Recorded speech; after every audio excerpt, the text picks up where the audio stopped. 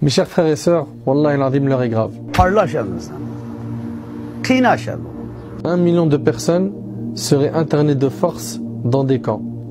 Non pas parce qu'ils sont des criminels, ni délinquants, juste parce qu'ils sont musulmans. 11 millions d'individus qui vivent sous haute surveillance. Les Ouïghours, ce sont des Chinois, musulmans, turcophones. Ces gens-là vivent des perquisitions, des interrogatoires à domicile, caméras à reconnaissance faciale.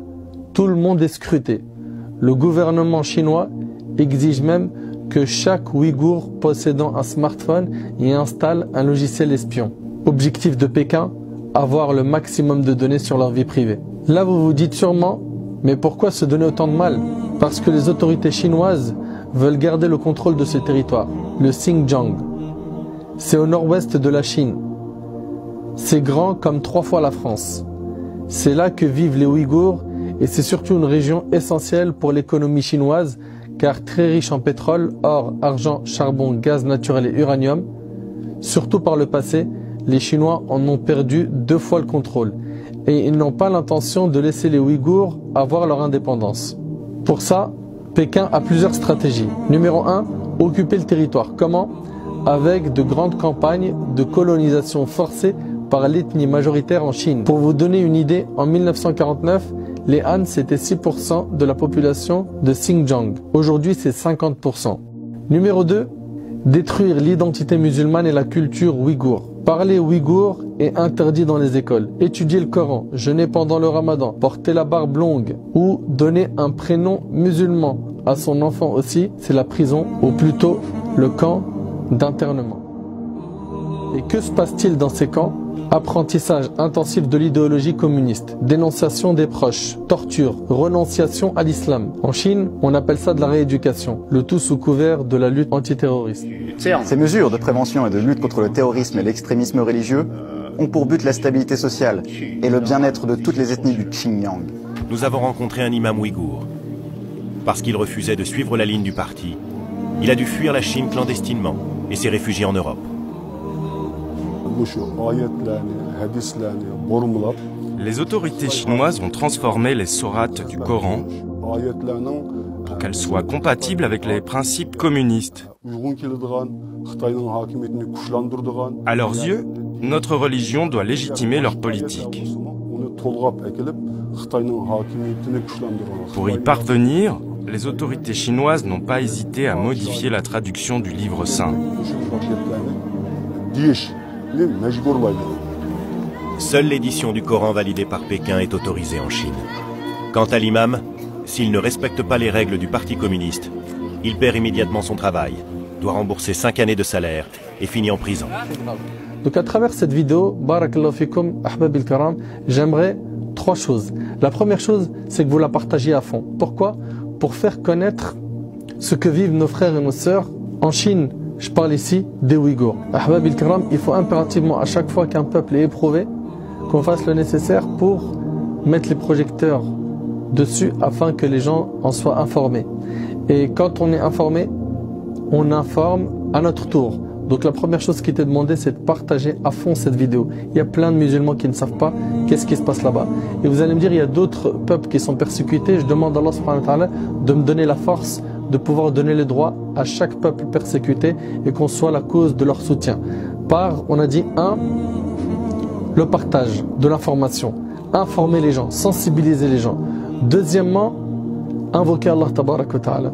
Allah tabarak wa ta'ala, il a dit وَإِذَا سَأَلَكَ عِبَادِي عَنِّي فَإِنِّي قَرِيبٌ أُجِيبُ دَعْوَةَ الدَّاعِ إِذَا دَعَانِ. Lorsque mes serviteurs t'interrogent à mon sujet, je suis tout proche. J'exauce l'invocation de celui qui m'invoque quand il m'invoque. Donc lève les mains au ciel et implore Allah subhanahu wa ta'ala pour qu'il soulage nos frères et nos sœurs ouïghours. Vous imaginez un petit peu, aujourd'hui en 2018, on les met dans des camps parce qu'ils sont musulmans et on dit qu'on fait ça pour les rééduquer. Les rééduquer, ça c'est rééducation, ça. Ça c'est ce qu'on nous fait croire que c'est une rééducation. Alors que Masakin, ils vivent l'oppression, les tortures et j'en passe. Donc on a dit 1, partager l'info. 2, invoquer Allah subhanahu wa ta'ala. Surtout dans les moments où Allah subhanahu wa ta'ala il exauce les invocations. Les multiplier en prière. Et j'invite mes frères qui sont imams à se pencher sur cette question et à leur tour à être sensibles et à faire dua qunut al-nawazil. Dua qunut al-nawazil que le prophète sallallahu alayhi wa sallam a fait, et cela est relaté dans plusieurs hadiths authentiques. Dans le hadith rapporté par l'imam Muslim et d'autres, selon Anas radiyallahu anhu, le prophète alayhi salatu wa sallam قالت شهرا يدعو على أحياء من العرب ثم تركه وفي لفظ للبخاري قالت شهرا حين قتل القراء فما رأيته حزن حزنا قط أشد منه. Là ici, dans ce hadith de Anas, le prophète sallallahu alayhi wa sallam a fait dua al-qunut pendant un mois. Un mois.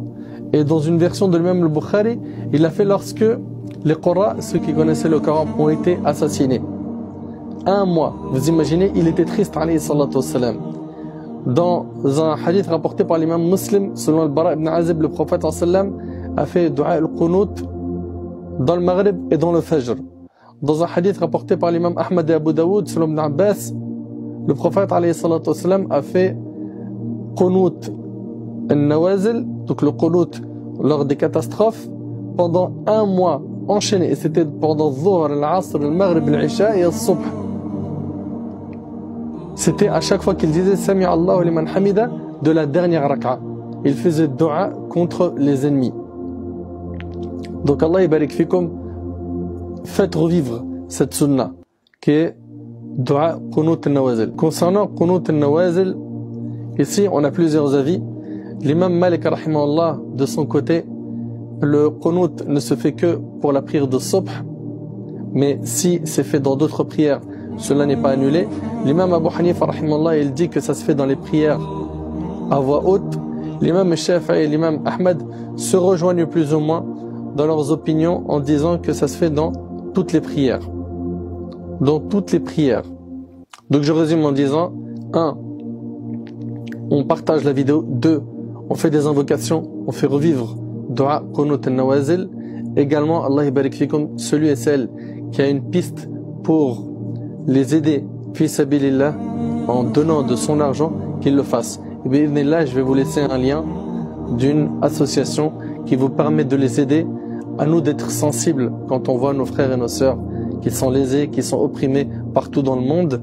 Le musulman sait que la Ummah entière représente un seul corps. Si une partie du corps souffre, c'est tout le corps qui accourt à la fièvre et à la veille. Et on sait, comme l'a dit le prophète sallam, que le croyant pour le croyant est comme une construction, un seul édifice, dont toutes les parties se soutiennent, et le prophète sallam a croisé ses doigts de la sorte. Pour terminer, faites connaître un maximum cette cause, la cause des Ouïghours, afin que les gens soient sensibles et qu'on en parle, et que ça fasse tellement de bruit qu'il y ait des nouvelles mesures prises pour les soulager au niveau politique, au niveau humanitaire, etc., etc., etc. Qu'Allah tabarak wa ta'ala les soulage de leur détresse, qu'Allah tabarak wa ta'ala fasse qu'on soit toujours sensible aux nobles causes, aux causes des opprimés, des personnes lésées, des personnes qui souffrent partout dans le monde. As'Allah subhanahu wa ta'ala an yansurahum wa an yuthabbitahum وأن يربط على قلوبهم. أسأله عز وجل أن ينفعني بما قلت وأن ينفعكم بما سمعتم. هذا والله أعلم. سبحانك اللهم وبحمدك أشهد أن لا إله إلا أنت أستغفرك وأتوب إليك. بارك الله فيكم. السلام عليكم ورحمة الله.